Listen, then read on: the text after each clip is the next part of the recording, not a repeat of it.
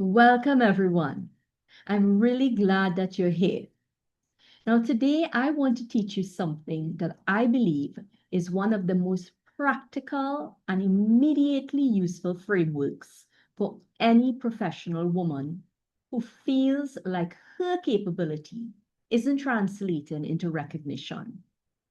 Now, it's called Quiet Leadership Signals Framework, and it is the diagnostic tool at the heart of everything I do inside the Calm Authority model. Now, as you may know, I am the creator of the Calm Authority model, and I have been using this to really express how we can embody calm authority. The signals framework helps us to send the right signals, right? So here's the premise that it's all built on. Leadership is not just what you actually know. It's not even just what you do. We've heard people say walk the talk and talk the walk, or talk the talk, in fact.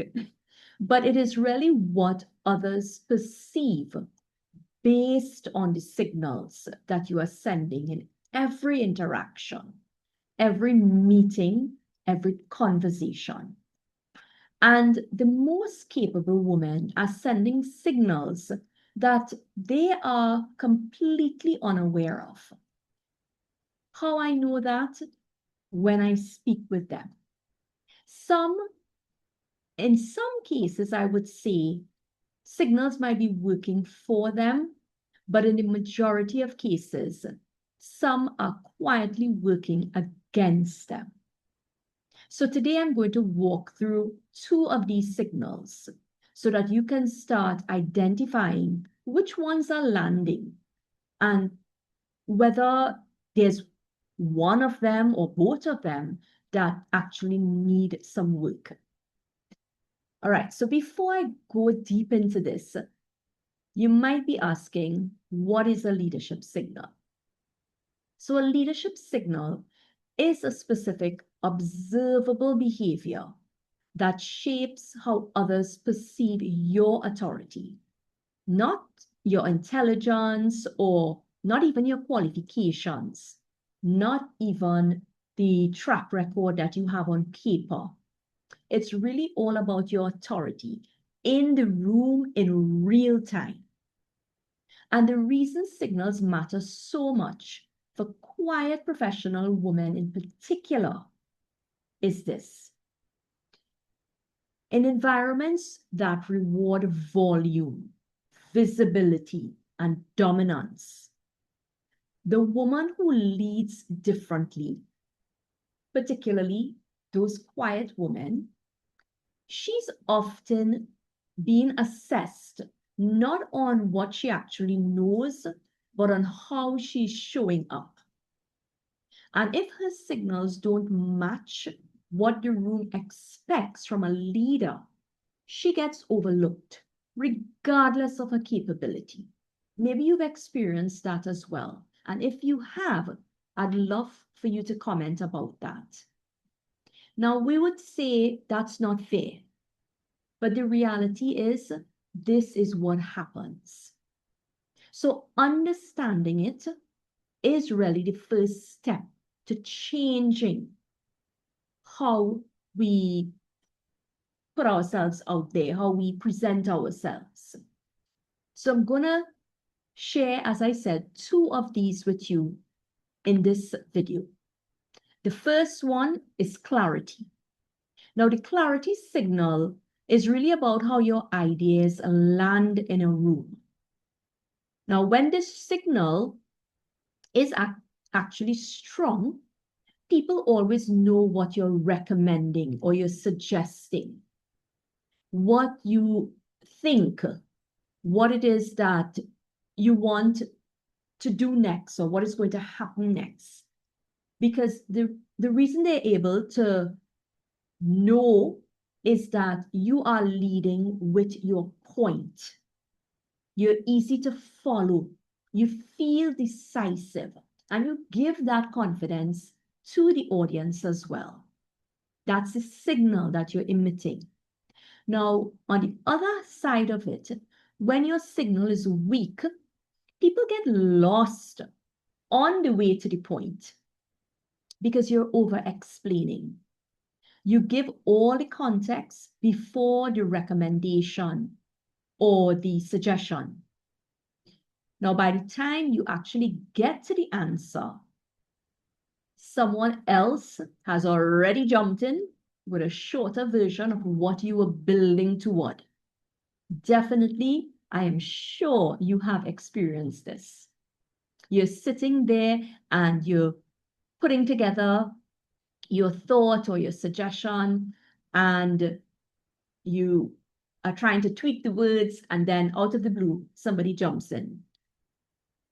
That person's name gets attached to the idea. And guess what? It's no longer you with a great idea. So the fix is a structure that I call point, reason, action. All right. And I'm going to, let me, I guess, share a bit more about that, right? So the other way of looking at it is you lead with your recommendation or suggestion. You give one important reason, the most important reason for that recommendation. And then you state the next action. That's it. Everything else that you want to say about the topic or the theme becomes the answer to follow-up questions. It might sound a little simple, and actually it is. It is simple when you really think about it. But if it is that you've been so accustomed giving all the context, all the background before getting to the point, this might seem, it's the reverse, and it might seem awkward. So the first few times you try, you may not feel very confident, but I can guarantee you it makes a difference. So let me give you a specific example, and maybe that is going to help all of this, really resonate more with you. So here's what it sounds like in practice, okay? So this is me sharing in a meeting. Well, there are a number of factors we need to consider here. And I've been looking at the data, and there are some interesting patterns. But we also need to think about the context and the timing and what happened last quarter before we really make a decision. Now, I am sure you can tell that is a weak signal, right? Now listen to this other version. I'd recommend we move forward with option B. It addresses the core issue fastest and the risk is manageable.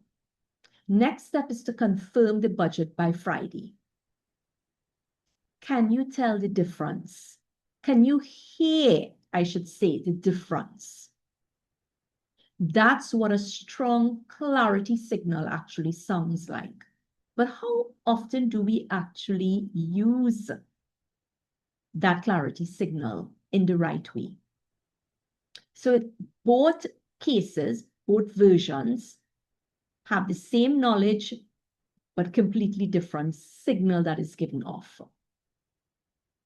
I hope that lands with you. Let me know in the comments what you think about that. And if you're ready now, I'll move on to the second signal that I'm going to share today, and that is ownership. Now, the ownership signal is about how you hold your position under pressure, right? So mark those words, under pressure. When this signal is strong, you stand behind your ideas even when someone challenges. You don't immediately backtrack when somebody pushes back.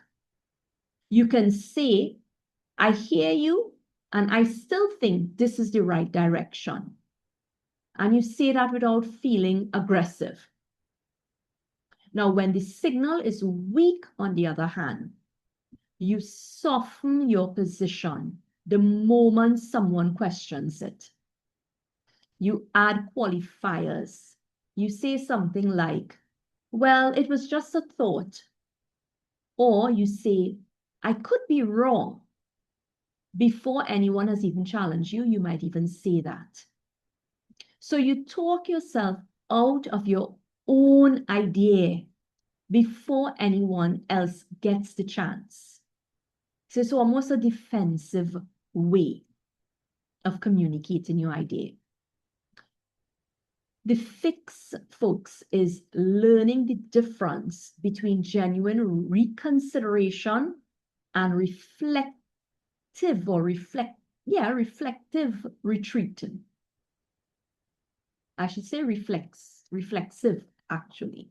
Reflective is if we're thinking and, sit down thinking about it. But it's in terms of your reflex action. So reflexive retreat, meaning you're pulling back. So genuine recommendation or reconsideration, I should say, is when someone offers new information and you actually update your position. Maybe there's something that you weren't aware of, and now you're hearing this piece of information. So you stop and you reconsider and you think, okay, yes, that actually adds now, and it changes maybe my point of view. So with that information, you feel like, okay, it warrants, that new information warrants my genuine reconsideration. On the other side, the reflexive retreat is when someone simply disagrees and you just abandon your position in order to avoid conflict. So you get nervous now. You're not actually owning, and you just retreat. One is intellectual flexibility, and I strongly believe we do need that.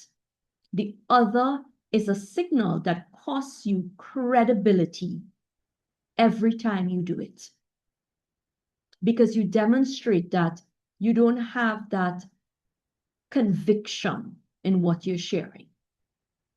So I have shared 2 signals today.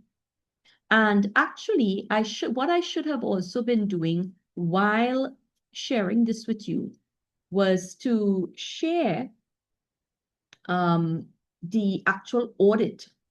So I have what is called the Quiet Leadership Signal Audit. And let me see if I can actually do that right now as we're doing this video. I am going to share.